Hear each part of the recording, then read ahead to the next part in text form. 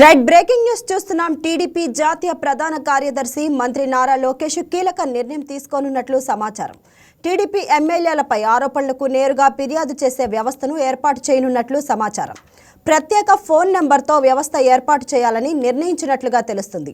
TDP ఎమ్మెల్యేలపై ఇటీవల వస్తున్న ఆరోపణల నేపథ్యంలో లోకేష్ ఈ నిర్ణయం తీసుకున్నారు. టీడీపీ ఏర్పాటు చేయబోయే వ్యవస్థపై త్వరలో అధికారిక ప్రకటన రానుంది. ఫిర్యాదుదారుడి పేరు గోప్యంగా ఉంచి ఎమ్మెల్యేలు అధికారులపై వచ్చే ఆరోపణలు పరిశీలించనున్నారు. ప్రతి ఫిర్యాదును సమగ్రంగా విచారించి నిజానిజాలు నిర్ధారించిన తర్వాతే చర్యలు తీసుకోనున్నారు.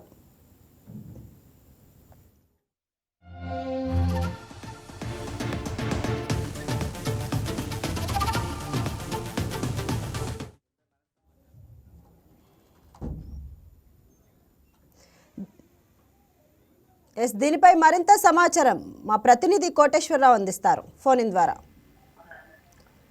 కోటేశ్వరరావు, చెప్పండి, అసలు దీని గురించి మీ దగ్గర ఉన్న సమాచారం ఏంటి?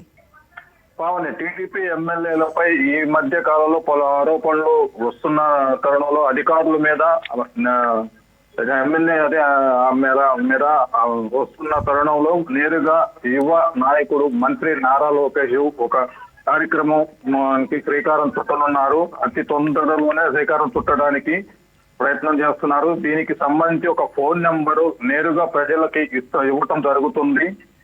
ఈ నెంబర్ ద్వారా తెలుగుదేశం పార్టీ ఎమ్మెల్యేల మీద కానీ అధికారుల మీద కానీ ఫిర్యాదు చేస్తే ఇలా ప్రత్యేకమైన ఫోన్ నెంబర్ ఇచ్చి ఏర్పాటు చేయడానికి సిద్ధంగా ఉన్నారు.